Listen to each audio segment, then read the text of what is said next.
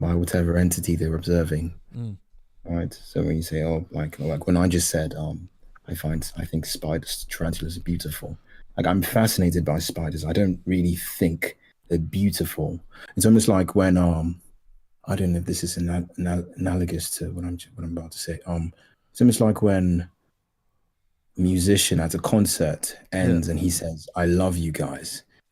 Does he really love them the way love is sort of intricately described? Do you see what I mean? Yeah, I think there's different, and that's what I love is like this term that has like as many meanings as you could imagine. Just Yeah. throw the times by infinity. So literally, like every as soon as someone would say, "Well, these are the only 100 million ways of how to describe love." No, there's 100 million and one. I can guarantee you that. It's So also, I've always thought it's just a terrible apologetics It, argument. he, Not even just, I well, agree. it's a bad argument. I think it's a bad argument. I mean, I don't think it lends any credence to the conclusions. It's not very Right. forceful. But I Yeah. but I mean, as an attempt to convince somebody of Christian, like if you bring this argument, so it originates, like he said in Romans 1, where it says, the heavens have declared the glory of God, so that no man is without excuse, something like that. I Yeah. might be mixing two together. But if you tell that to somebody who doesn't believe in God, if you say, if this God is real, then the Bible is true, and Yeah. the Bible says that nature lets you know that God is real. He's going to think, well, I don't know that God is real from Yeah. nature, so that deductively proves that your God is false. Essentially, I mean, it's a refutation of the entire. It's a terrible apologetics technique because the person's position necessitates that, like that isn't something that they accept. That's something that it's just bizarre. Yeah. It's like telling an agnostic that, if my God is real, you know he exists. Well, that you've just refuted your own religion. That doesn't do anything to convince the agnostic. That Right. actually makes him rather certain that your God doesn't exist because Mm. he doesn't know that. It's very bizarre as an apologetics tactic, I've always To thought. throw a wrench in that argument, I'm not a Christian. I don't believe the totality of Christianity. I find truths in the Christian scriptures, and to what I think that in a boiling down of what that verse says is that it convicts the heart of men that there's something more, that there's something bigger. Jordan Peterson takes that sort of view to Christianity. I didn't understand. What was that? Sorry, am I too far away? Jordan Peterson has a similar view of Christianity. He says he's a Christian, but he doesn't think it's literally true. He thinks it's all metaphors for something else. Well, yeah. that's not entirely true. He says he's not sure if it's true. Well, Well, he does think they're metaphorical truths, though. yeah, it's the metaphorical truth is what Jordan's talking about. He doesn't believe that any of this stuff is manifesting in reality. It's not even the way he thinks of God's. And the only thing you need, the only Well, that's not true either. He's spoken many times on it. He says he hasn't come to a conclusion on it. Even on the Christ, he said that he's not sure if the Christ actually rose from the dead or not. He said he's not convinced of it. He hasn't come to a belief on that. But well, he does have a belief. If someone asks him, "Do you believe that Christ was resurrected?" he either believes that or he doesn't. he has an interview on I think it's Transliminal, and he says, "I'm not sure. I don't know." Yeah, so he's not convinced of that. Which is the mark of I intelligence, think is to be able to entertain opposing ideas without having to feel a compulsion to come to a conclusion. Yeah, that's he's the not, atheist. That's he's the not atheist saying it's position. wrong. That's the atheist position.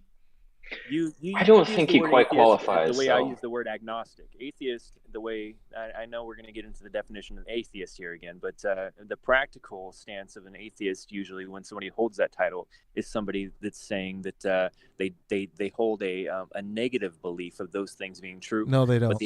No, they don't. No, agnostic is a made-up word. Doesn't really I'm mean saying, from anything. my perception, those that claim to be atheists practically in their day-to-day lives, they act as though it's not true. What I'm saying is the agnostic view. Agnostic is without belief, or No, without that's knowledge. atheist. No, Yeah, yeah. that's So atheist. Okay, without- agnostic means without knowledge. can argue Atheism is a Yeah. You can broad give your point of term. view and I'll give mine. It's- So I'll give mine. villain, just listen to how these terms actually work. Gnosticism This and is your agnosticism. perception of how these No, terms it's work. not. It's actually defined. Gnosticism and agnosticism deals with what we claim to know. Atheism and theism deals with what we claim to believe. So you can be Yes, a Gnostic and- atheist or an agnostic atheist. You can be a Gnostic theist or an agnostic theist. And I understand that, and Yeah, I've that's right. spoken my belief on that. Those that claim the title of atheist, their practical day-to-day actions show Demonstrate acting that. according to it. N- Yes, Not they all of. demonstrate- No, I they- know what he's saying there, but the thing is, they act a- as though it does not exist. some of them do. Atheism includes demonstrate people who don't believe in God and people who think God doesn't exist. It's a very broad category of people. Yes, that's why I think it's a troubling definition. It's such a No, broad you're term making that it troubling because you don't understand what it is. That's what's going on. You have one understanding of it. No, I have it's not another. one I'm understanding. giving It's my the point of atheism view. of Words- Sam Harris, words Richard are not- Dawkins, words are Dan not Dennett. concrete. It's like Yes, and Richard Dawkins acts as though there is no God. demonstrate that claim. How does he act as though there is no God, and how would he act differently if he believed there was a God? He denigrates God often. So As- what? as He though- would. as- as How though- do you know he as though wouldn't it do were a that? Foolish idea. No. How do you know he wouldn't do that if there were gods? And how do you know there aren't any gods out there? I believe there is God, and I believe that Richard Dawkins acts as though there is no God. If you can say that, but you have to demonstrate that he was going to act differently if there was a God. He might say different things like, okay, there is a God, but my attitude towards this Yahweh fool is still the same. I mean, Yahweh is not the by only the fact God. that he Yeah. degrades the idea as though it's foolish, he acts as though it's not true.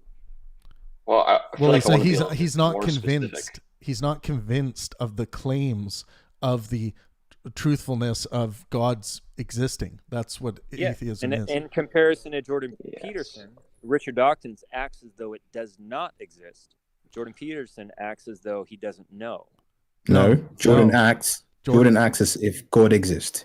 He answered the question. He says, when he's been asked Yeah. the question, "Do you believe in God?" And he says, "Well, it's a very complicated. You know how the guy acts." And he goes Yes, on. but when he Just flat relax. out Just relax. answers the Just relax. question, He goes says, on "I to don't list know." 3 reasons. He says, "I act as if God exists." I do Right? remember him saying that. Yeah. He says, "I act as if God exists," and he believes, and Jordan believes that true atheists would be murderers. Well, because you have every, well, you know, the thing with Math Dillahunty, you have every rational reason to murder people if you don't believe in God, right? That's Jordan's sort of thing. I So think he a does- better way to phrase Yeah. that would be in a situation where it would benefit him to kill somebody, and the belief in God would steer you away from that, acting on that inclination. Yeah, that's not the way Yeah, but- history's worked out. Well, the only real thing you could say when Jordan Peterson made that argument is the idea that if you believe in God, you think there's going to be a punishment, even if you aren't caught by the police and put in jail for murdering somebody. You know, I mean, so it's this idea of divine retribution. What he's saying, it's sort of like the idea of Brett Weinstein or Eric when they're talking about believing there's a snake in the grass. That snake doesn't need to be there, but it's probably better if I believe it because it's going to be beneficial. And I think that's where Jordan's coming from, is saying, hey, it's better to believe this, even though I don't think he even believes it, but he thinks it's better to have that mentality that, hey, you can't just get away with being a piece of shit and doing bad things to people with no repercussions. Oh yeah, Pangburn. I think that- Didn't he talk about with Sam Harris in that interview that you organised about treating a gun as if it's loaded at all times, even if it's not? Yeah. It is. Yeah. Yeah, there gun was the users gun. tell you to do that all the time. There was the gun analogy. Yeah, Yeah. I do remember that. Yeah. I agree with that. Yeah, but Jordan, I think Jordan has I think the difference between him, I think if he were to describe his position more accurately, he would say that he thinks that metaphor or the God metaphor or that set of stories or metaphorical truths exist in the world in an edified ontological sense. Like they exist almost as like a platonic abstract object and not just as I agree. useful heuristics. Right. I agree. The way that I understand that, I don't know. I think the, if you broke him on just the way the biology of an organism evolves into greater complexity, and a lower form of organism might not have the physical abilities that a higher form has. So does the psyche evolve, and the psyche is not going to be able to obtain full understanding of certain things at a lower state, and so I think that I align with him in the way that he sees these things that appear true to him that he cannot quite understand, but he does not dismiss them as being true by by an inability to understand them. I don't think he has a naturalistic account of them. Like what you just gave was kind of a naturalistic account of the metaphors that Jordan Peterson would describe as. I think the way he describes them, he views them as a objective part of reality that exists like an abstract object. I agree. There's that abstract acknowledgement of something there that he believes is to be there, but acknowledging that we might not have the ability to really comprehend what that is or what it means. Yeah, atheists are willing to buy that as well. I mean, can I just say, you said Richard Dawkins totally something along the lines that he disavows God, but Richard Dawkins is an agnostic. He's indifferent on if there's a God or not. He's never said that he's an 100% atheist. Yeah, for sure, but he doesn't have the stance of where there's 100% there isn't a God. He said on multiple occasions that, you know. Yeah, of course. Yeah. That's why I'm trying to. Already, but he acts as though it doesn't. Yeah, exist. Villain said he acts as though he didn't say that. I think Villain, what you're seeing though is like, you know, him talking with people and him just being like, "Oh, you're saying the same thing. That's fucking stupid. I'm done with it." But you also have to remember he's been doing this for 50 years, and like, so if you imagine you yourself, if you had the same kind of argument for 50 years straight. You know, at some point in time, you're going to be like, fucking Christ. Like, I just can't fucking hear this same thing again. You know, I do think definitely stopped being. I came to that idea a couple of years ago, like almost a decade ago, and I'm not trying to put that down. I'm just sharing my timeline.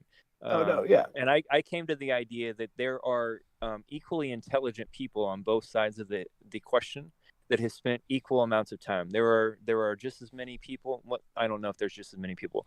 There are people that have spent 50 years on this question that believe that God exists, and there are people that spent 50 years on this question that believe that he does exist. So I don't think that time on the question necessarily equates to accuracy in the answer. Well, no, I wouldn't say accuracy on the answer. I would say because I thought the argument that you were talking about temperament. Temperament. Yeah, like you're saying that he acted like God didn't exist. So, like when you said that to me, I took that as you saying the way that he's saying things, the way that he's doing things comes off abrasive. You know, and what I'm saying is like he is abrasive, but I'm just saying that. He can say he's atheist and without a stance, but his actions, he acts as though God does not exist. I think you're wrong. That's like saying he acts as though quantum gravity doesn't exist before we discovered quantum gravity. It's not the right way of thinking. It's not the right way to think about it, because when you say he acts as though, you're implying that he would act differently if there's So that's what I said. That's the exact reason why I hate when Jordan Peterson says people act like God exists. Like, what the fuck does that? What does that even mean? I would pretending God exists like a placebo. It So it's, may Well, be you- that they that's don't, why- they well, don't it's give in to their nonsensical darker passions when it platitudes. benefits them to give in to their darker passions. No, that doesn't change a damn thing. The evidence of biology tells us that necessarily wouldn't necessarily change a damn thing. Yeah. And Villain, you're saying that the people that have the argument that there is no God, you're saying that they aren't coming up with an accurate answer, but I don't think they're trying to have an accurate answer. I think they're just indifferent on it to where it doesn't even matter. I think that's their answer. I don't know. You said something along the lines of they've been arguing for 50 years and they can't come up with something about an accurate answer with the atheist No, side. I didn't say that. I said that people have just as there are people that have been spending just as much time in their life and just as much intelligence that have come to the conclusion that they're going to act as according to God exists, and there are people with that same set of circumstances that act according to that God does not exist. Well, no, they're not let's acting. be a little more precise. Yeah, go Let's ahead. be a little bit And more that's the precise. problem. You keep saying acting as though God exists and acting as though God doesn't exist. It's like, Okay. Yeah, How do you- beliefs have no let's- meaning unless you act upon them. If you have but a belief let's- that you don't act upon, it's not actual belief. A belief is born out in action. Okay. No, that's not true. That's No, that's yeah, not that's true. not but true. but Name a belief that you hold that you don't act upon.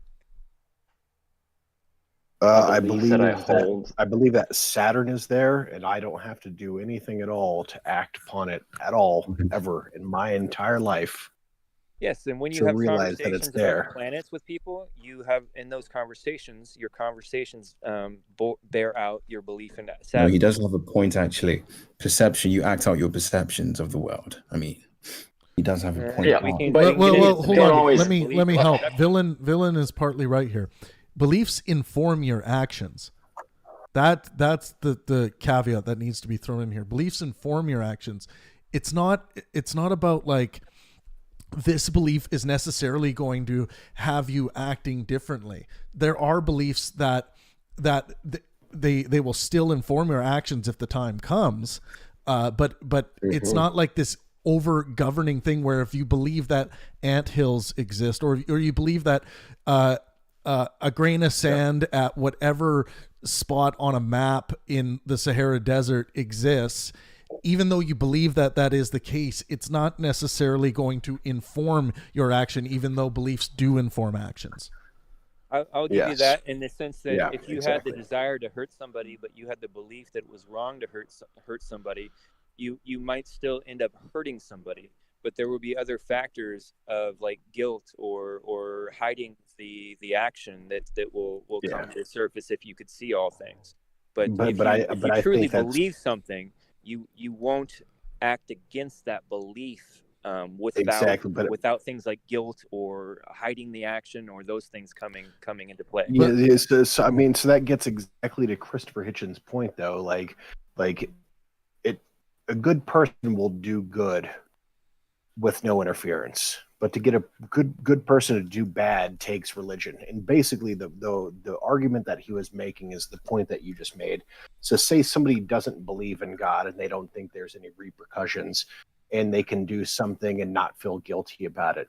You're only looking at one side of the coin, because at the same time there are all these people who don't believe in God who aren't going to take these actions, and those actions in them not taking those actions is not because they believe in God. You know what I mean? So it's like the whole idea of that statement is pointing out that morality is not based on the Bible. It's not based on some piece of writing that was handed down. Morality exists in humans because I disagree. we're I here, take basically. Jordan Peterson's stance on that, and the reason why morality exists in those that don't believe in God is because they are socially ingrained in a culture that has, if no longer they No, do I don't believe think that's God, right. but it did at Yeah. one point. So it was a culture. So you're socially that's- influenced by the You're trying- But that culture existed before the idea of Yahweh or fucking Jesus or fucking any of that existed. I don't know that that's So- true. I don't think that that's true. Can we just be a little bit more specific, though? Because when we're talking about how Richard Dawkins, this is just bothering me a little bit. When we're talking about how Richard Dawkins acts, and this whole issue of people acting like God does or does not exist, what we're really talking about because we don't actually know if a God does or does not exist, and so we don't know how people would act if one exists or didn't exist.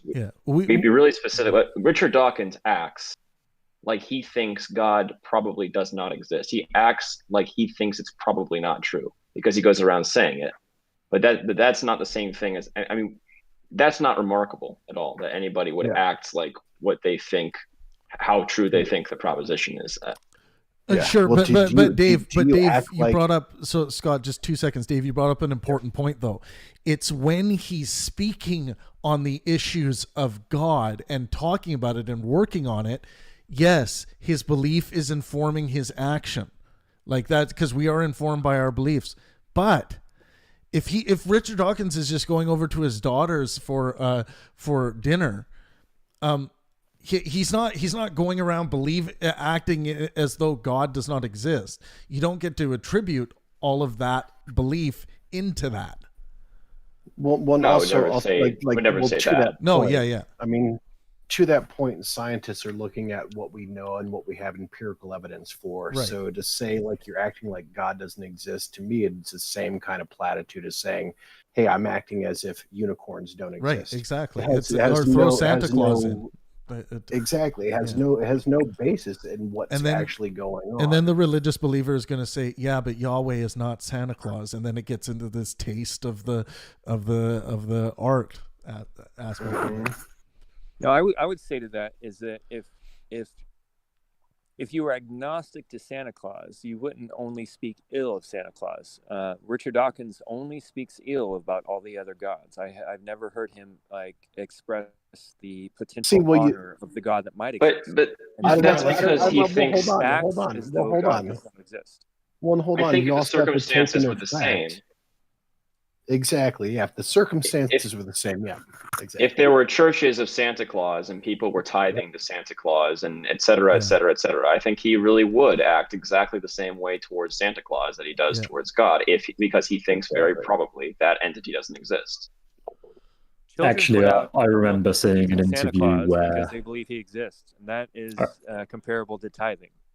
I remember seeing a Richard Dawkins interview where he said exactly how he would act if he found out that God was true and it was undeniable. So if he died and he went to heaven and he's like, crap, I was wrong. He said that he would still talk badly about God because he'd be appalled about the horrible world that he's created. Yeah. But even in that, like he's expressing a belief that he doesn't exist. Even in this hypothetical situation where he puts like finding himself in the face of God, and he's saying he's going to defy God in that moment. He's saying that what's wrong with defying God? He's saying even if he believed God existed, he wouldn't worship him. So he would still act in the same way. And his actions wouldn't change. So that for me is an example of acting as though God doesn't exist. Even in his hypothetical no, because that's how he would act. Even he's if still acting as though God doesn't exist. Because if God did exist, you wouldn't face him this and is special say, pleading. you wouldn't face him and say that I will not worship you. But he said that if God, he literally said, if God exists, I still wouldn't worship him because I don't like him. And wait a that's second. What I'm saying. He can say all the words he wants to, but when you look at his words, he's clearly expressing the idea that even in that scenario, he does not believe that he exists. No, that's not correct at all. Nothing about God's existence necessitates that anybody worships him. Even the traditional Judeo-Christian God. I mean, there are millions of entities that he created that don't worship him. The devil, demon, I mean, they know he exists and they don't worship him. It's entirely possible. So the only other rational interpretation of that narrative that he's putting forward about finding himself before the God is that he does believe in God and that he's rejecting him. That's what he was asked. He was asked how he would act if a God existed, and he says, "I would reject that God." It's a hypothetical, Rowan. It's not. He's not literally saying it. This is not hypothetical. This is a philosophical truth. Like either he honestly does not believe in God, and yes, he said and he's acting as though he doesn't believe it, or he does believe in God and he's lying and he's just simply rejecting God. He's saying that regardless of whether God exists or not, he would act in the same way because if God doesn't exist, he'll go about his life as normal. If he does How is exist, he'll still go about his life No, as no, normal because he I doesn't think like the guy. I think Villain just has a hard off for Buddy Dawkins. No, I had no problem with him. I enjoyed. I'm I enjoyed confused. some of the things, some of his perspectives in the God Delusion. I really enjoyed. Like he helped me see things in a different dimension than I saw them before. I don't. I just. I think that if he does not believe in God, then he's acting that way. He acts as though he does not believe in God. But if I'm wrong, and he does believe in God, then he's lying about everything he's talking about in reference to God. And he's not in a disbelief of God. He believes God, and he's just rejecting him outright. How about this? I'm confused though. Why if you're so are you saying that when he says if God did not exist, I would act in exactly the same way. Are you saying he's necessarily lying, that can't be true? I'm saying that if he's saying that he would reject God if he were face to face with the evidence that God exists, That's what he's saying. That means that he believes in God and he's rejecting him. And that goes against everything he's saying about being atheist. He's just No, lying. no, Wait a second. Wait. You're trying to tie in prior belief with the hypothetical that's being put out is all of a sudden I came here and I was presented with God. Like what you're trying to, it seems what you're trying to add into is a prior belief. It says because he is all of a sudden face to face with God and he rejects him, then he had to believe God the whole time. That's not his true. hypothetical comes from the present. His hypothetical comes from the present where he claims not to believe in God. And so It does, but it's still hypothetical. It's not. Yeah, there's nothing wrong with that at all. My stance is simply that if he truly does not believe in God, if he's saying I don't believe in his agnostic atheism. I think that he either believes in God and he's rejecting him outright in this moment, or he does not believe in God and his atheism is agnostic atheism is dishonest. He's either acting as though God doesn't exist honestly, or he's lying and he's simply rejecting the God that he believes exists. Or he's not. He's saying exactly what he thinks, and you're taking things in a certain way that says it's either got to be this or this. Yeah. So imagine if anybody else did that to you. It's be like, well, villain's either got to be this or this. And you're saying, well, no, I'm not that. You know, I mean, to me, like, this always is a people lie. It might be possible that I was lying. Well, people do lie, but to just make that assumption right off the bat, I think is the wrong way. I've made a rational argument to it. I don't understand your argument at all. Are you saying, like, if I say right now, I don't believe that Bigfoot exists. Not 100%. I think it's probably 95, 99% that there's no undiscovered species of large ape, terrestrial ape, walking around Yellowstone or something. Okay. But you could ask me, well, how would you change your life if you were presented with positive indicative evidence that Bigfoot actually does exist? We found a body of a Bigfoot and identified the species. I'd say, well, I wouldn't change much, but I'd be really interested, and I'd probably spend a few hours reading about the whole Bigfoot thing. Now, me contemplating that scenario here in the actual world where I don't believe that a Bigfoot exists, I can still contemplate a scenario where I would act in a world where he does exist. That doesn't necessitate that I actually do think that a Bigfoot exists. Let me give you this picture. If you honestly, let's hypothetically define Bigfoot. Bigfoot, a primate that's aggressive and far larger than you, and that if you met up with him, it would kill you. So why don't we be a little? But then place yourself in a situation where you're walking through the forest and you come across a Bigfoot that is far larger than you and aggressive, and it could kill you. And for you to find yourself in that situation and say that I would just mouth off to him, or I wouldn't act timid, or I wouldn't try to get away from them, I would just tell him to fuck off. That shows that you don't actually believe that the Bigfoot in front of you is far larger than you and aggressive and is going to possibly kill you. Sorry, but why would you mouth off to a Bigfoot if you think the Bigfoot doesn't exist? Being dishonest. When they don't know what mouthing off is. That's my point exactly. You're not using it. You're not if If you're You would mouthing not. off If to the you were Bigfoot, face to that face means with you're it, you acknowledging believed that it, it's you there. would not mouth off to it. Just like if Richard Dawkins was face to face with a god, he would not say, "I will still call you a murderous How do you know that? megalomaniacal." So How do okay, you so know? you think that Because it's irrational. I have to do an errand real quick. I'm gonna mute. Yeah, For a no second. worries. I'll be back. Okay. Yeah.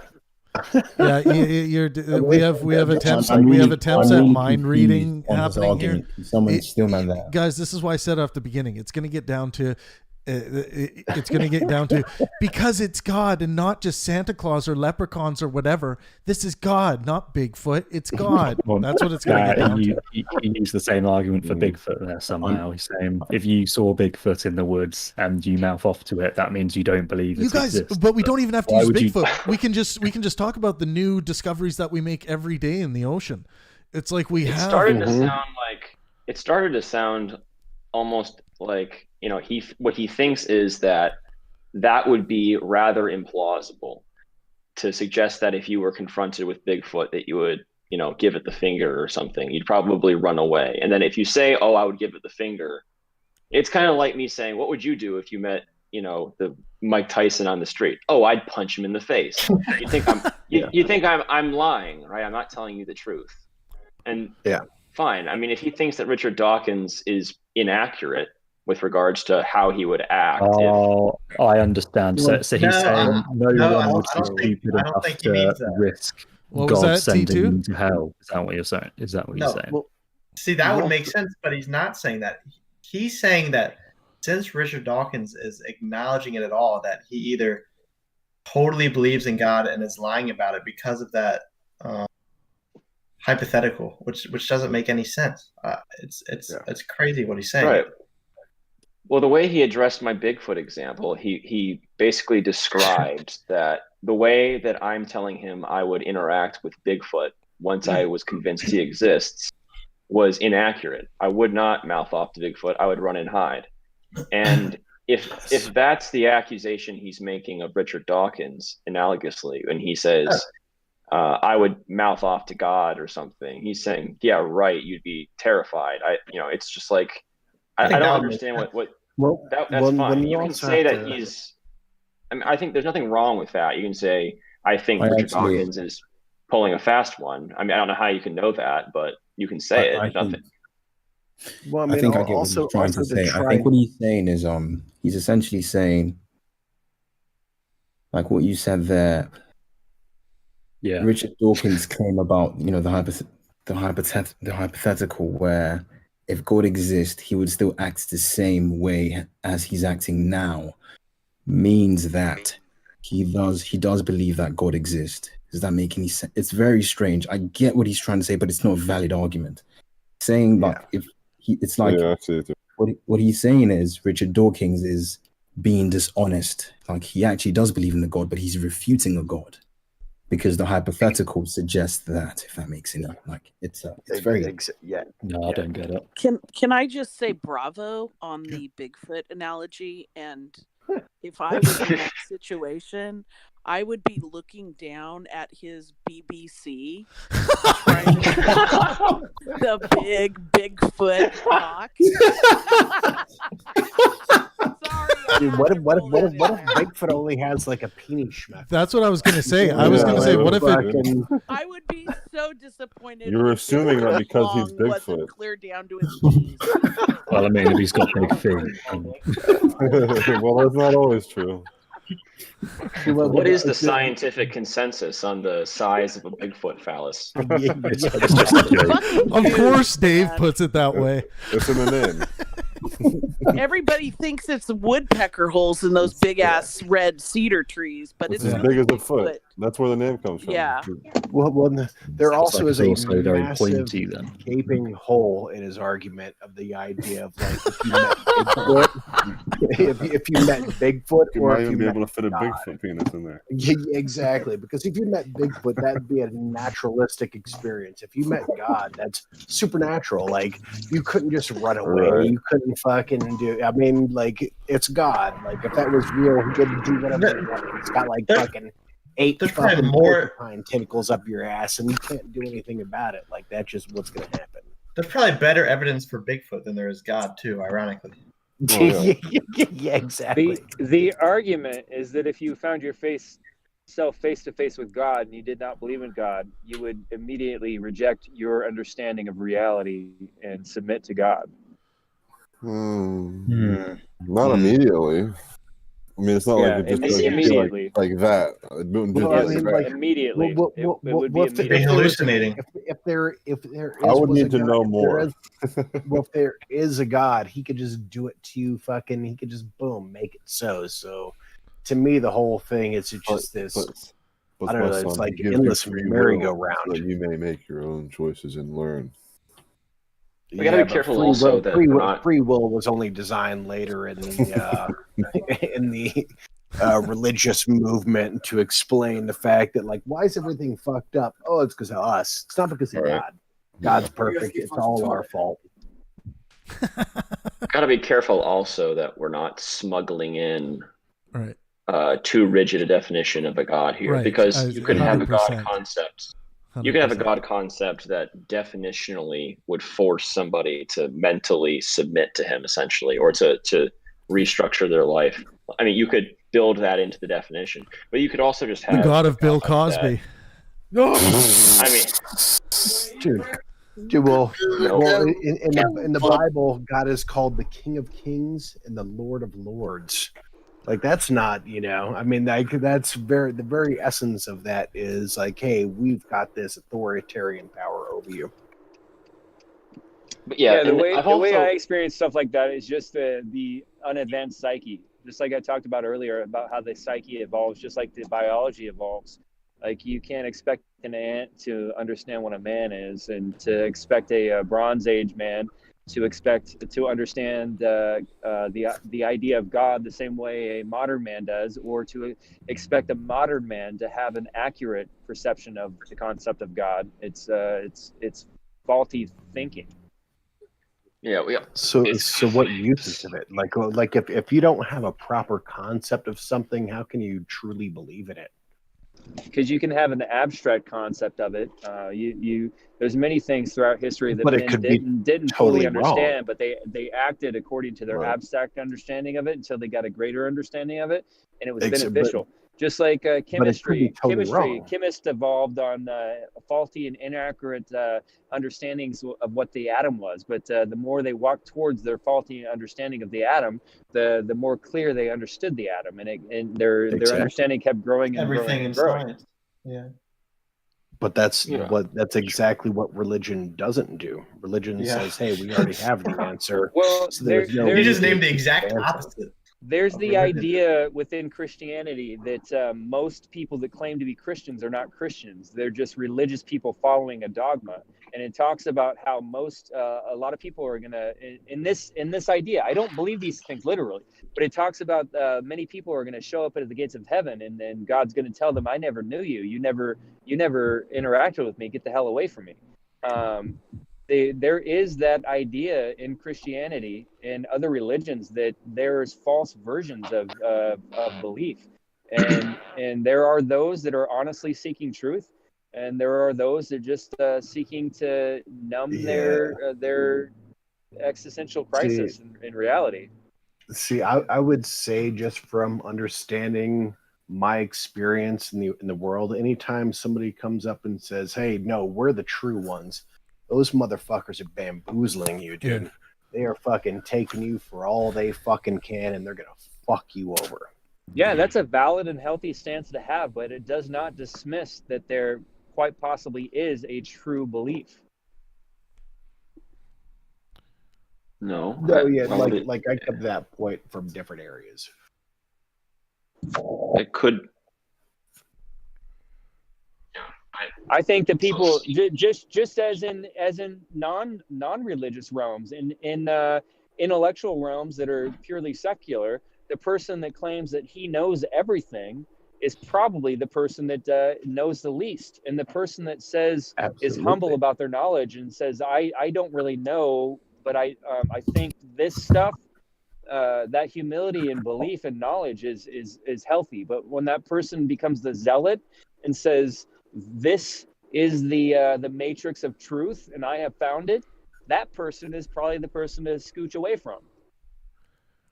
Unless we can, demonstrate the mathematical truth of something, then if something's true, or a fact about reality that we've learned about science or learned through the scientific method, it doesn't mean that you say that this will always be true and this will always be the case. You just say, well, this is a fact about reality that we have discovered. Yeah, you shouldn't it's not. It's like a lot of people think that black and white.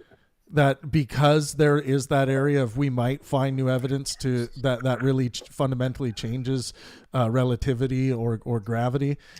People think that because that might happen, it means that, well, I'm just going to think that gravity is something else because it might not be. It's like, no, you should care about plausibility. I agree. I act, and the only place that I act on this is in conversations intellectually with people. I act as though macroevolution is true. But I also take into information like the fly studies, where they've had 40,000 generations of fly mutations and have not created a single new species yet. So I've taken those ideas and I let them float around my head. I act as though macroevolution is true, but I am open to new information that would tell me that something else was true. See, well, I think you get into a weird issue here when you talk about like macro versus micro evolution. So we do know we're in a religious fundamentally- conversation, so that's an important. If I didn't acknowledge that in a religious conversation, we're going to go down a route of that, and I wanted to avoid that route. You do know that speciation has been observed in the laboratory and in the field, though, right? I haven't experienced that. Dogs. Bananas, corn, fucking apples, avocados. but they're all still dogs or bananas or cereals or avocados. Exactly. Well, yeah, you're not going to change the kingdom. The crucial point, though, is that they cannot any longer produce viable offspring. That's what speciation is, essentially. We have observed that in the laboratory and in the field. That has happened. As far as I understand, and correct me if I'm wrong, but the definition of species is something very, very hard to pin down and very, very unagreed upon. It's very hard to species. It's very hard to pin down certain aspects of it. But if two creatures cannot interbreed and produce viable offspring, those are two different species at a minimum. That's easily. Do we have any dogs that cannot breed with each other? No. It's not that they can't breed. It's that they can't breed to produce a fertile offspring that can then go on to breed itself. Do we have that in dogs? Donkeys? That's right. What's donkeys? Donkeys are that, right? It's like the mix of ponies and fucking donkeys. God, what is it? Mules. That's what it is. Yeah, we do have examples of that. There's a cross between a lion and a tiger called a liger. I can't remember what it's called, ligon or something. Liger. And even though the lion and the tiger can create a hybrid animal, that hybrid then can't go on to have babies of its own. It's born in first. Just about all hybrids. I want to clarify something here. Unless it was another liger. Are we talking about two different things? Are we talking about a species, an offspring that can no longer reproduce with other species, but can still reproduce? Or are we talking about just an animal that can no longer reproduce? Because the liger can just simply not reproduce, correct? We're talking about if you have two organisms and you're asking the question, are these organisms members of the same species or are they different species?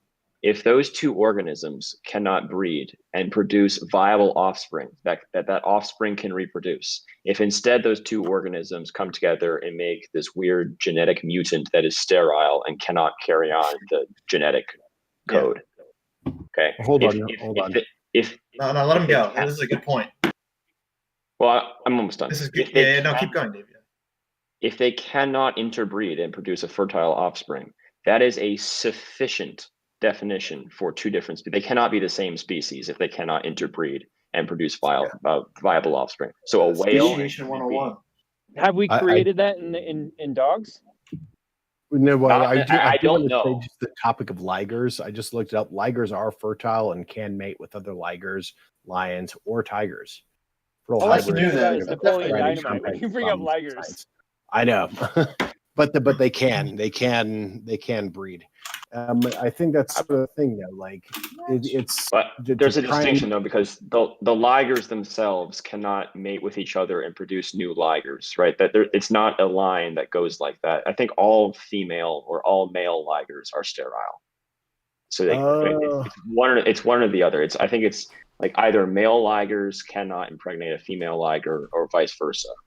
So But that to you me can is take- two different things. That to me is like a dead end, genetic dead end, versus Yeah. a non dead end, like a liger that could reproduce, but with only certain animals. Like I seems like there's a distinction in my mind between a liger that could reproduce with specific species Okay. and a liger that just cannot reproduce. But we're talking about a sufficient definition for species. So take a whale and a human being. They can't reproduce anything. Two different species. If you want to say, well, I'm not so sure about the case between the lion and the tiger, that's fine. It still might be two different species. Just because you don't have the sufficient condition doesn't mean that you can negate the fact that they're two species. I'm saying that a sufficient condition is when interbreeding is no longer a viable prospect to continue a genetic line. That is sufficient to consider two things different species. What's hard is coming up with all the necessary conditions for species. Yeah, including I agree. time. I think this could. I mean, that's time is everything. Time is the key factor. I think That's that the thing, 'cause this. we I think look this at these things, it's vein like, we went this down one to specific only spot. further proves that the definition of species is pretty muddy. But it does prove that if you can create two organisms in a lab, if you can observe microevolution to the point where two different populations can no longer do that, then you have a sufficient definition for macroevolution, which is defined as evolution between different species, because you have And now also- produced two different species. Is anybody in this? Is anybody in this chat right now a biologist?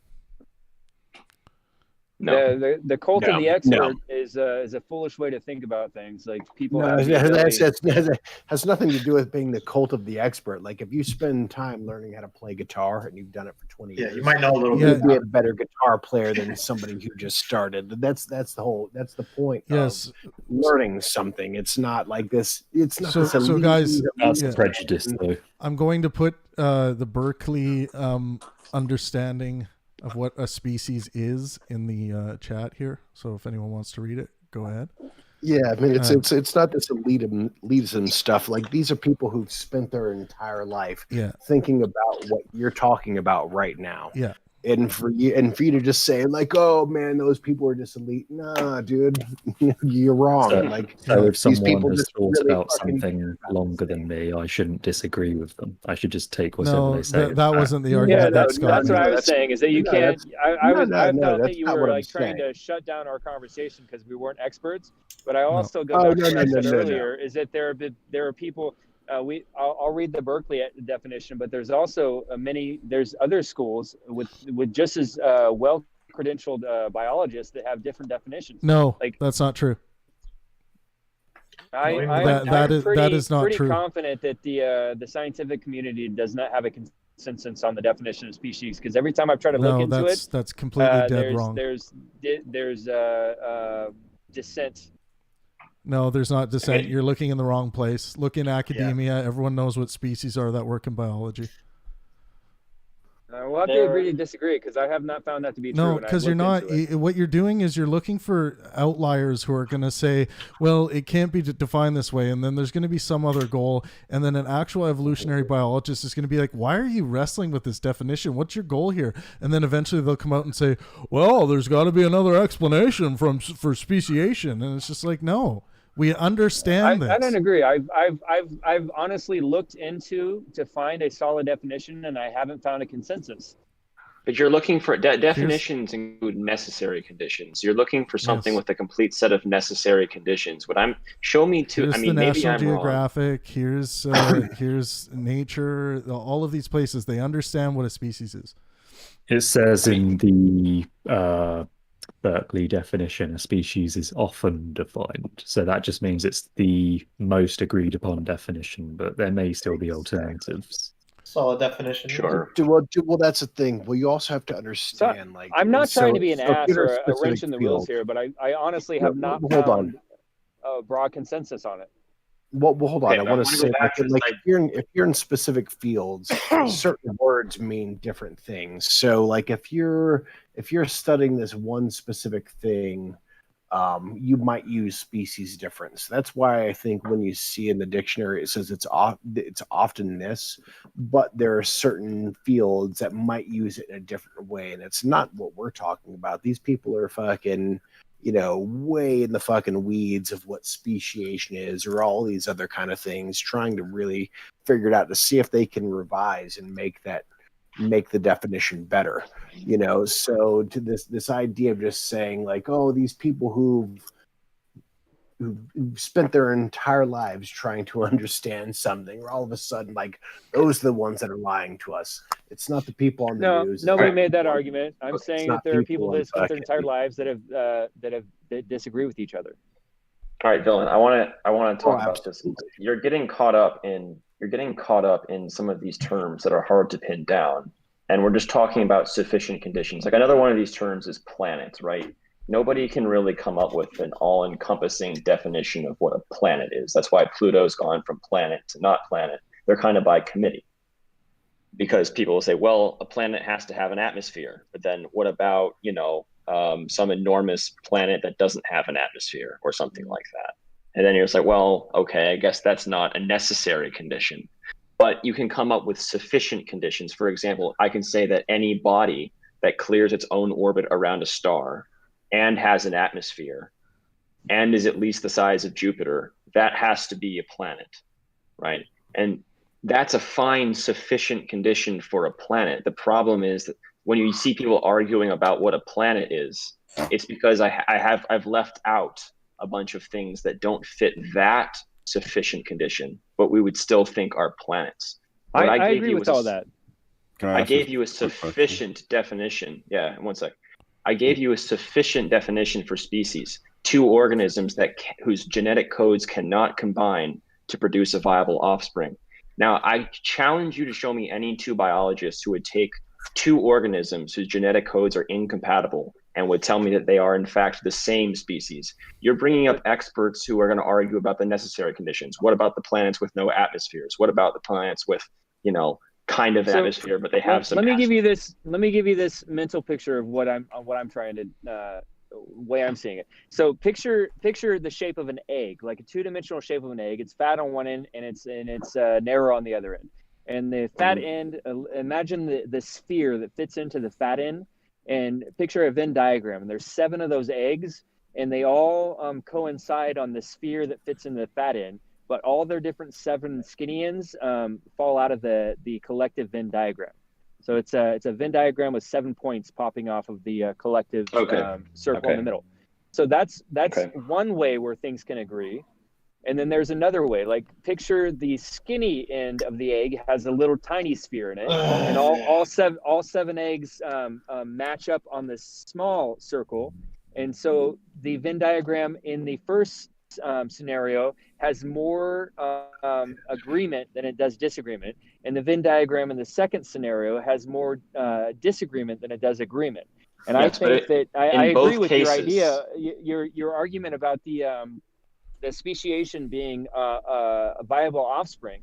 But there are also, and I cannot spit one off right now, but there are also other just as staunch definitions that define speciation just right. But there are situations where the two concrete situations won't match.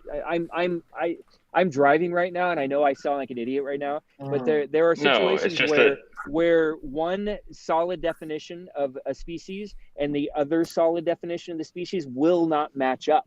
So yes, your monolithic argument of the definition of the species makes sense in by itself. But when you take other factors and other perspectives on what describes a species and they don't match up to that definition, that's where the question comes into play, because they don't all fit together. Like you can define species on one plane and it seems concrete and it seems like we nailed it. But then you can also do that on another plane and they don't match up. And I think that's where the confusion on what the definition of species is.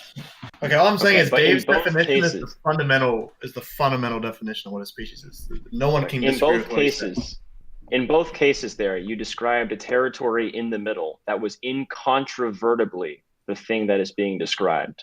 There's and I'm saying incompatible genomes are that territory in the middle. I don't know how fat the egg butts are around the middle of the diagram, but that territory in the middle is well defined. If you are right in the middle, if you have two genomes that are incompatible, I don't think I could be wrong, but I don't think you could possibly name me one biologist that would say that two organisms with incompatible genomes, they can be people with wildly different definitions of species. They will agree that two organisms that cannot interbreed cannot be the same species. That's a fairly easy thing to nail down, which means that if that is what we observed in the lab, if we observed in the lab microevolution, successive increments of microevolution, sufficient to bring about that condition where we have populations that meet that middle point on everybody's egg wheel, that is what we're talking about when we're talking about incompatible genomes. That is a sufficient condition.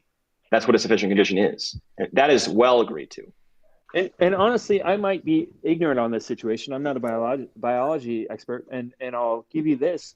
The reason why I have looked for a solid definition of species is because in my discussions with fundamentalist Christians that will not get past the macro micro evolution thing, and that it always comes down to they want to argue the definition of a species. And I have that conversation frustrates me so much because it's just like their whole worldview is hung up on evolution not being true, so they can't even have an open mind in those discussions. So I've tried to find very hard. They're crazy. I've put a lot of effort into trying to find a consensus of the definition of species, and I haven't been able to do it. Maybe I failed, but I put a lot of effort into trying to find that. It is very hard to do what you're describing and point out the exact, like take a chain of 5 organisms. So there are examples in biology where birds have moved around like a continent and they make this wheel, and the birds, as they're traveling west, the birds are making new populations, and then they kind of circle around and come back. And it's weird because each bird on the wheel can breed with the nearest bird in the direction of migration, but no birds can cross the wheel, so to speak. The bird at the end of the chain can't interbreed with the bird at the beginning of the chain. And so it's kind of this weird scenario where at each point on the chain, the next bird can always interbreed with the last bird. And so it's hard to say if they're different species or not. That's where all the disagreement comes in. But the clear part is once you get to the bird that cannot interbreed, if bird A and bird B can't interbreed, then there's no more, we're out of the gray territory and we're back into black and white. There is gray territory in between. And it's always when it's like, at what point have we now said, okay, species, like where are all the necessary So the that's hard to question, pin down. just FYI, I posted in the live Penguin Philosopher tab Richard Dawkins' response to, is every offspring a slightly new species, and how does that work? If you want to look at his answer, it's right there. So I have to go out for a little bit. I'll be back a little later. I really enjoy this conversation. I think maybe we're getting caught up on this conversation of the word species, and maybe it's not species that we're dealing with, because the question really comes to, and I want to put this back to, the reason why we went down this route is because I said that it acts as though evolution exists, is true, but I'm open to being proven wrong. But the question I'm coming to as we're having this conversation is that when is it not a bird any longer, or when is it not a dog any longer, or not if they can't interbreed, like two different birds can breed together, but when is it no longer a bird, or no longer a dog, or no longer a human? And on that note, I have to mute for a while, so I'll be back. Thanks, dude. Guys, just FYI, in about an hour, we'll be getting set up for Jesse Lee. He just tweeted out he's stopping by Pangburn for a hoot nanny. So I hope you guys are pumped. What's the format of that thing? It's just, I don't know if you were here for the Lawrence Krauss one, but it'll just be all of us in the room at the very bottom here, the Pangburn subscribers Q&A. And Jesse will be kind of on the main screen. I'll be recording. And it just, we go, I want to get, we have them for an hour. These Q&As are an hour. So I want to get through as many people and bring as many questions as you might have for him. But there'll be a bit of time to do a little bit of an exchange with Jesse as well, as opposed to just ask the question. So, yeah. Interesting. Yeah. I think, and guys, do think on it, because like if you look at Jesse's stuff, it's a lot of like people that call him in are not clear, that call into his show are not clear thinking people. If you listen to his show, like where all the highlights are, but please, if you are going to be there, do think of a good question for him based on who he is. And if you don't really know who Jesse is, then just go take a few looks at his some of his highlight reels and his rhetoric, because he is very funny, very interesting. But he's, one thing I will say is that he is he's a very genuine guy in what he will tell you exactly what he feels and thinks. So awesome. Yeah. You know what he is for me? He's like going in a time machine, going and visiting the black conservative of the 1920s. It's kind of cool. That's cool. Yeah. But yeah, you'll get, I want to ask him, my questions are going to be just about his personal life. Like I want to know more about some of the ladies he's, bunked up with. Slut maker. Well, I want to, yeah, he calls himself, he used to be a slut maker. Oh boy. Goddamn ridiculous. I'm excited for That's Scott's good, line of questioning. I'm sure, like the questions he's gotten a lot of in his time is like, Jesse, do you think your style of delivery is really helping anything? Like that's kind of the questions he gets all the time, and he'll be like, what, you don't like my style? It makes you emotional? Beta. Like that's his standard. Which I find hilarious. Like I think like from a comedy standpoint, there's fewer guys on the internet that make me laugh more than him. But it's laughing for like the reasons of, like I said, like it's like a really, really old guy, not just old, but time traveled into our era. And he's trying to speak the language of the time and engage in like the banter that you see on Twitter. And all of that has created this, what we see as Jesse Lee Peterson. And he's like, yeah, he talks and zings, but he's very truthful. Mm-hmm. He's a very fascinating dude. I just don't know that I would have a line of questioning if I don't think I know enough about him to have a line of questioning for him. Yeah, or even just a question. Like he's also like, I don't know, depending on what the questions are, I might have to kind of, because I said in my conversation with him, I said like, I mentioned Zeus and he didn't know who Zeus was. So so there's going to be potentially some barrier here, because I think for the most part he's used to doing his show, and he gets pretty softball questions on his show, I would say. I gotta think of something. Or he'll have like the most radical left, like tyrannical, like extreme third wave feminist, extremist whatever on his show, like extremist Black Lives Matter, like kill the whites on his show. Like he'll have someone like that, and so it actually does make him look like the more reasonable of the bunch, and then it'll make his little zings seem like, oh, he got them, especially in the compilations that are made. But boy, it's a different experience sort of watching. Like like the Jay Leno thing where you go and like interview people on the street. They probably go out there for like 2 days and they only like show like 2 minutes of it. And it's like the two stupidest people, the two stupidest minutes you can find. Yeah. That, if you do want to watch something really funny and interesting, is when Jesse Lee Peterson goes out on the street for the slut walk, and he's walking around interviewing women, and he's walking up to say, "Are you a slut?" And then they're like, what does, they're like, yeah, we're at the slut walk. I'm a slut. You're a slut. We're all sluts. He's like, I'm not a slut. And they're like, why aren't you a slut? I'm a slut maker. Like, he's like, he doesn't think men can be sluts, and that if men are like banging women, they're actually making sluts. They're not a slut themselves.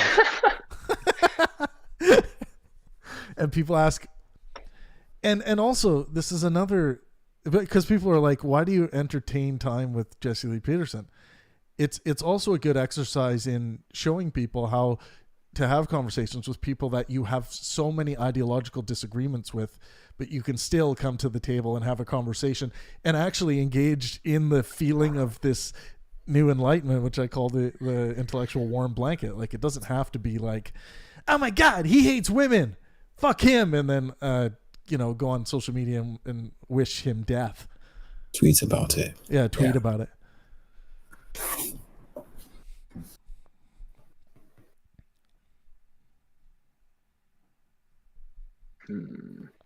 Beta. No, he's a really funny guy. I've watched a couple of videos. Yeah. But, he's a funny guy. He is. Or do you know what's even funnier? Reading the comment sections under his video, his radical followers, like his hardcore fans, everything is beta. Someone will be like, "Oh, hey, what's this all about?" Beta. It's like anyone who says anything, they're just beta. They're addicted to it. They probably just like say it as they're falling asleep at night. Beta. Where can I find another beta? Everyone's beta but me. It's kind of that syndrome. Like, the one guy who's always walking around the football dressing room being like, "Are you a queer? Are you a queer? Oh, you're a queer. You're a fag. Oh, everyone's gay but me." And then later on in life, of course, he is the guy who's suffering through See, I don't think it's that guy. I think it's the guy who was the fucking towel boy who's all of a sudden older now and he's on the internet and he's like, "Oh man, everybody else is a beta. Fuck you guys." Oh yeah, no, that's who he is, definitely. But I think that activity is that of the people who are like, just like, yeah, everyone's gay but me. Everyone's beta but me. It's like, I'm the most alpha in the room. It's like, yeah, that's pretty beta. And beta has turned into like this insult, but they should really look in the mirror, because most male humans are beta males. So the majority, anybody who's throwing that out is probably beta. I actually heard this one guy bring that up to Jesse. It was this like computer gamer, and he's like this really small guy, and I don't know what he was doing on Jesse Lee Peterson's show, but he's like, I think Jesse was like, "So what do you think about alphas, betas, and are you a beta male?" And then the young guy just said exactly what you said, Scott. He's like, "I think the guy who brings up alpha and beta males all the time is the true beta." And then I think Jesse was. And then I think Jesse was like, "Amazing."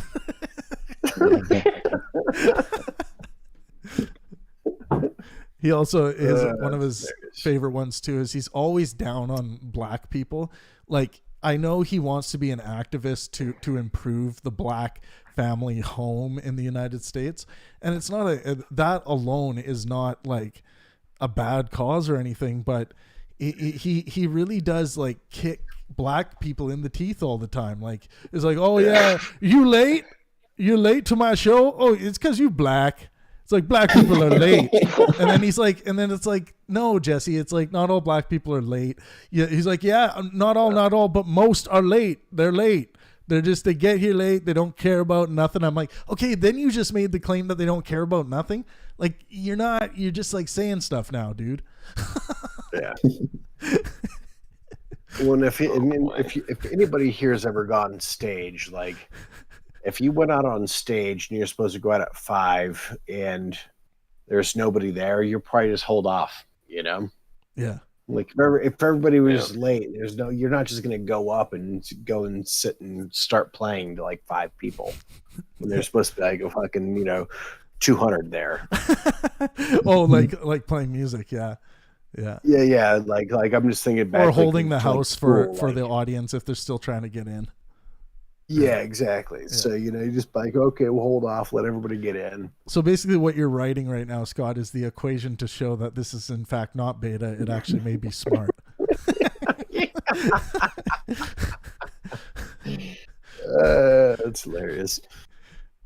Well, it's like, and I think it's, this beta versus alpha thing. You think of like Antifa versus Proud Boys.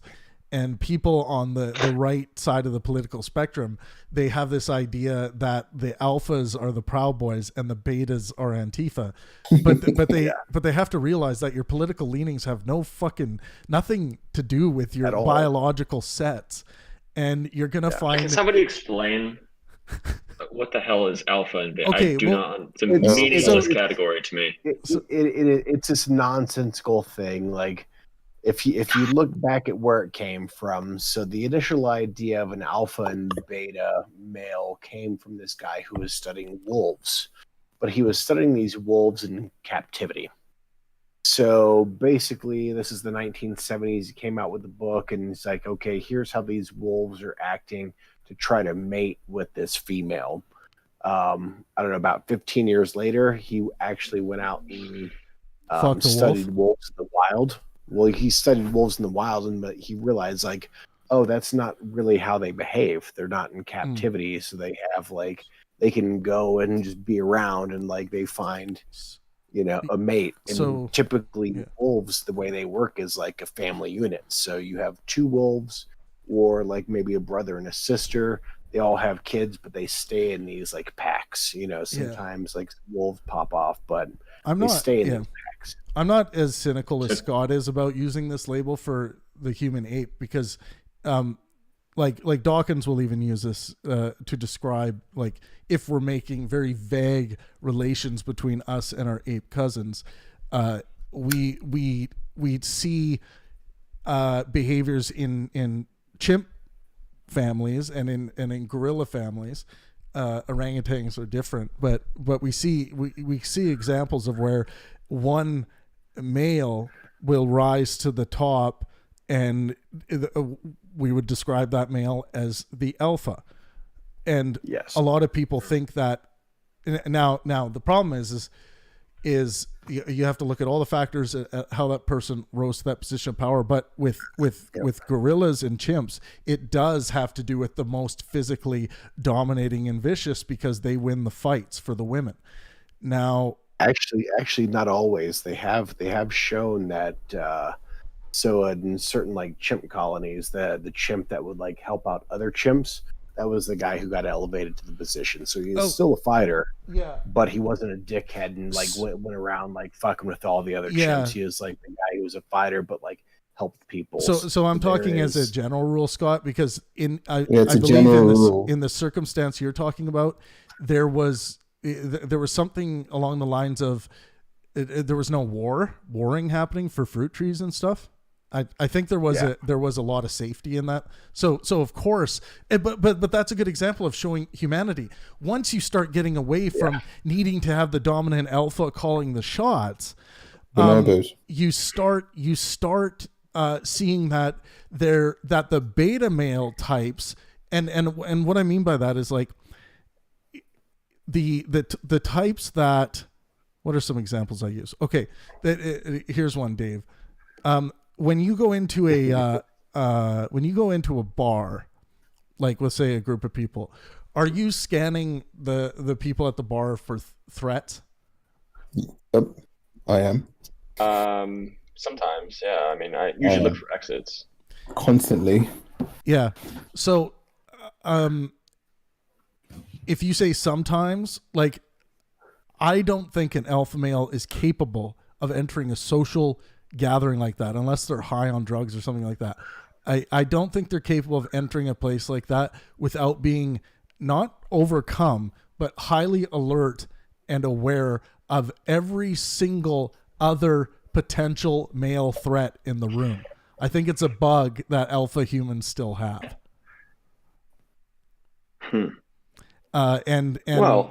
Males are more threatening, right? Yeah, but when you talk to, like, other males, like for some other males, that idea of scanning for potential danger in, like, let's say it's a bar you go to all the time, it seems irrational. Yeah. Which it generally is, considering the conditions we live in now. It's just it's kind of not really. You go to the gym, because I go to the gym, right? yeah. You The go gym to is a good example. You go to the gym, and they're these guys. They're really big, man. And I remember there was a guy. I think I got into an equipment, and he was like, "Hey, man, I'm using that." And his arms are all flared out, and Yeah. So you go to the gym, and you have that sort of thing where you have Yeah. the bigger guys, right? Yeah, a beta male is not going to walk up to you and say, "Hey, man, I'm using that." Yeah, like yeah, in a threatening way like that. That's the differentiation, I think, between the alpha. And it's not, and people get confused. In humanity, it very well may be an advantage to be a beta male and have those more traits of like higher levels of conscientiousness, not such high levels of testosterone. I think high testosterone, low IQ individuals are going to be the alphas that stand out and need themselves to stand out. Well, that's the thing. That's the thing. That's the thing. This is why I always get to this point of why it's such a absurd notion, because you said if it was all of a sudden it could be better for the betas, better for society for the betas, that would make them the alphas. Yeah, well, I don't think it changes. Look. At that point, because that's the thing. What's happening here is like people are trying to apply these ideas of like some guy in a gym fucking just ripping it and fucking getting fucking cut. Like that has nothing to do with it. There's always going to be somebody bigger and better than fucking those guys. Yeah, but no one made that claim. So no one made that claim, alpha, though, right? like the term alpha. Just quickly, the term alpha is not restricted to physical strength or no, not at all. Yeah, it's exactly. It's much more. It's just one example of. It's just it changes much more. And it changes with environment too, though. It's much more about the fact that you're much more. Well, and that's the thing. It changes with environment. So say you're like just like gorillas and you go and play other people. Like I have and all of a sudden you're in this group and you can beat all these other guys and make more money on poker. So so the very idea of somebody saying they're alpha or beta, like it's this constantly changing thing, is completely amorphous cloud of. Well, not really. You kind of get an idea. I have a it is, but it's a classification that's used for apes, right? Essentially, if you say you're an alpha, it just means, well, if you attribute the term alpha to a male, you're essentially saying he's in charge of the hierarchy, whatever constitutes the hierarchy, right? It doesn't matter what, be it the brain or physical force. You're essentially saying this is the head of the society or whatever community that's being run, right? That's just exactly. But what if you're a dungeon master and your society and your community is 5 of your friends? At that point, you're the dungeon master. You are the alpha in that group. Yeah, you are the alpha, exactly. Sure. Once you go out to everywhere else in the world, what is the idea of alpha? Well, this is why, Scott, we come up with these general terms like we would for like a gorilla, right? Amorphous. Like the difference between a gorilla alpha and a gorilla beta male. Like there's two distinct differences in the traits. The other, you'll find a lot of male gorillas not fighting for the top to be able to fuck the women. Yeah. Like they're just not doing it. They don't have a drive to do it. Now, but I also do think our society is way more complex. Yeah, 100%. Yeah, and I think that's to me that's where it gets into this place where it's not this black and white issue of like, oh, no, really, no, not really. I think the term alpha is. I think you're overcomplicating it. You don't need to go into the complexities of whatever you're trying to describe. You just get the term alpha. You know this guy is in charge and calls the shots. Period. Whatever's going on there is really irrelevant. Right? Like how people loosely. It's just a colloquial term. Then. Yeah, I was gonna say like how people loosely will label like, okay, so Joe Rogan, alpha male, Lawrence Krauss, beta male. I'm just like I'm not, and it's not an insult. It's just like, No, it's just when you say it that way. Damn funny. I have a So picture sampled in memes for us to see. Well, because to me, when you say that, I just also think at the same time, because you could put those exact same people in a situation. Put Joe and Lawrence in a cage, see who wins. But put Joe and Lawrence in a fucking science off, you know, and Joe's fucking obviously gonna lose. But that's why that's why the alpha beta thing is a natural it's talking about the natural biological realities mostly.